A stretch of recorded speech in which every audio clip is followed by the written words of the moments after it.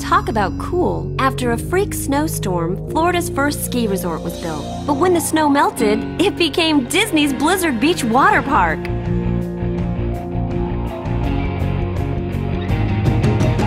Where you can slide 12 stories down from towering Mount Gushmore.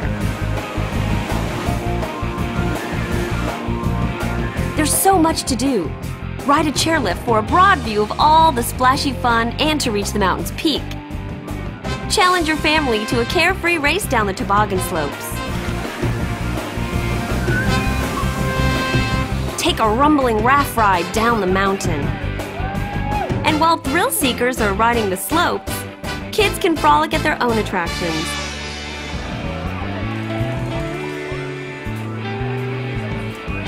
With even tinier tots enjoying slides just for them.